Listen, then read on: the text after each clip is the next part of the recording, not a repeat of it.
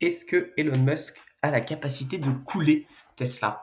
C'est probablement ce que pas mal d'investisseurs pensent, et c'est d'ailleurs ce qu'une partie du conseil d'administration a l'air de penser, puisque pas mal de gens lui demandent expressément de se retirer de ses fonctions de CEO pour que la boîte puisse mieux s'en sortir. Et effectivement, si on regarde ce qui se passe depuis le début d'année, eh bien, la valorisation de Tesla a très largement chuté.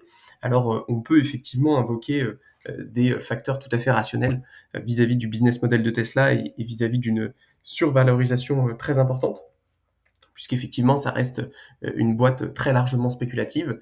Néanmoins, il y a aussi des réalités géopolitiques assez évidentes qui fait que le positionnement politique de Elon Musk aujourd'hui eh bien, va à l'encontre du public cible client de Tesla.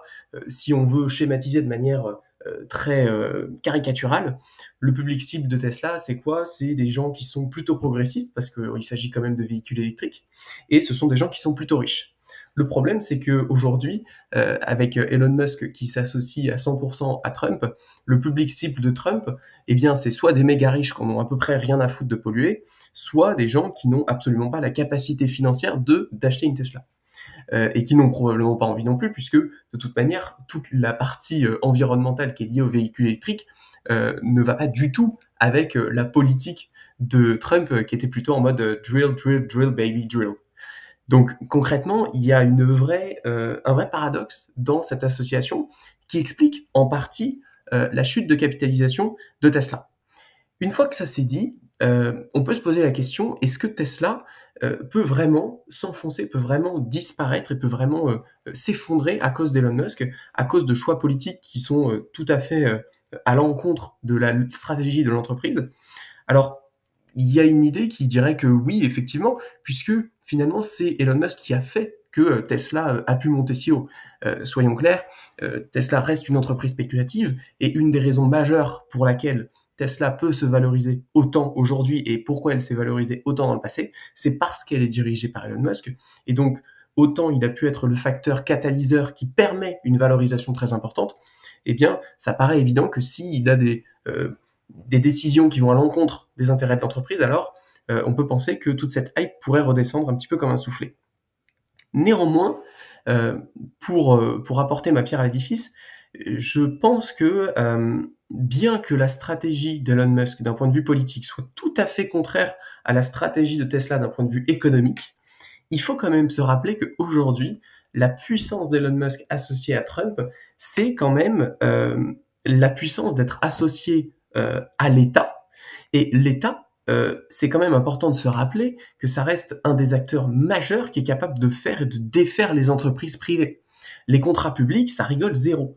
D'autant plus quand il y a des conflits d'intérêts aussi importants. Là, c'est des conflits d'intérêts qui sont, euh, voilà, c'est clair comme de l'eau de roche, qui pourrait y avoir entre l'État américain, Trump, et Elon Musk avec Tesla. Qu'est-ce qu'on veut dire par là?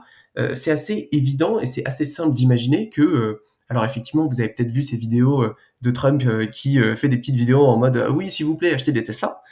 Sauf qu'en fait, s'il a vraiment envie que les gens achètent des Tesla, Trump, demain, il peut signer un décret et dire bon, bah ok, toute la fonction publique, maintenant, vous roulez en Tesla. Et en fait, la commande publique, alimentée par l'argent de l'État, par l'impôt, par la dette, finalement, c'est une source de revenus absolument intarissable pour Tesla. Et ça, finalement, c'est ce qui me fait dire que quoi qu'il se passe d'un point de vue stratégique pour Tesla, aussi longtemps que Musk est dans les petits papiers de Trump, et on est quand même assez loin d'une engueulade à ce niveau-là, eh bien, je vois mal comment Tesla peut s'enfoncer indéfiniment, parce que si Trump veut vraiment sauver Tesla, il le peut. Si Trump veut vraiment faire intervenir l'État pour sauver Tesla, et bien que ça paraisse absolument délirant, ça serait pas le plus délirant qu'il ait fait, ça serait absolument pas si fou que ça, finalement. Et je pense que personne ne réagirait outre mesure parce qu'il y a eu des décisions qui sont bien plus politiquement incorrectes et qui sont passées comme une lettre à la poste. Donc effectivement, certes, il va falloir que Tesla pivote à moyen et à long terme pour savoir c'est quoi son public et pour pouvoir réorienter et refabriquer des produits et remarketer des produits vers un public cible qui est capable d'acheter et qui est capable d'accepter le positionnement politique de Elon Musk. Mais à court terme, si effectivement Trump veut maintenir à flot Tesla, il le peut et il est très possible qu'il le fasse. Si on regarde en termes de valeur, effectivement, depuis le début d'année, on est à moins 34%, ce qui est absolument pas, dramatique, hein. Il faut quand même se rappeler que sur les 12 derniers mois, ça reste quand même une énorme croissance, hein. 45 en un an pour une action, c'est absolument monstrueux. Évidemment, 600 en 5 ans, n'en parlons même pas.